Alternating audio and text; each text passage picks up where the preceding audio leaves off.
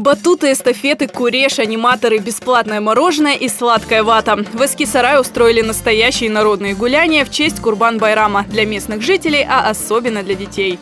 Я в первую очередь пришел, чтобы поздравить своих друзей с Курбан-Байрамом и повеселиться, поиграть. Мы сегодня участвовали в игре, выиграли там пистолеты игрушечные, и рогатки. Мы рисовали хной, мы прыгали на батутах, так весело было, и мы выигрывали призы. И нам раздавали мороженое, вату. Все было очень красиво, и все было приятно.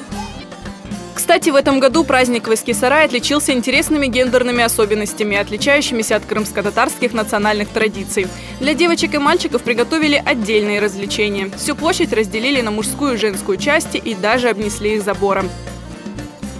Массовые праздники в Эскисарае организовывают каждый год. На них собираются жители и из других сел.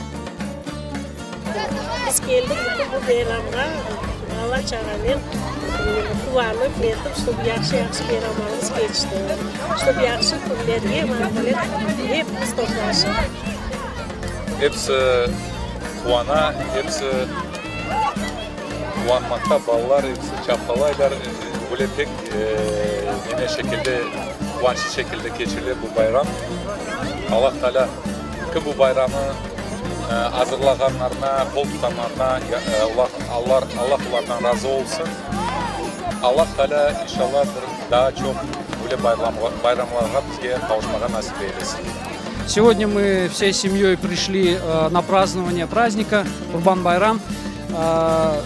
Как и во всем мире, мусульмане празднуют этот праздник, радуются, и мы также самое радуемся, как часть исламской уммы великой, так скажем. Детям очень приятно, взрослым очень радостно. В честь Курбан-Байрам провели обряд жертвоприношения. Местным жителям раздали жертвенное мясо от международной организации «Хасине». Başlattığı kurban kampanyasında buraya 280 adet küçükbaş hayvan kestik burada. Onun dağıtımını yapmak için burada bulunuyorum ben. Ve müftülüğün bizlere gösterdiği köylerde, kasabalarda bu 280 adet kurbanı buradaki kardeşlerimize, yoksul ihtiyacı olanlara vermek için geldik. Allah nasip ederse bugün de burası ikinci durağımız. Для всех гостей накрыли праздничные столы и приготовили блюда из жертвенного мяса.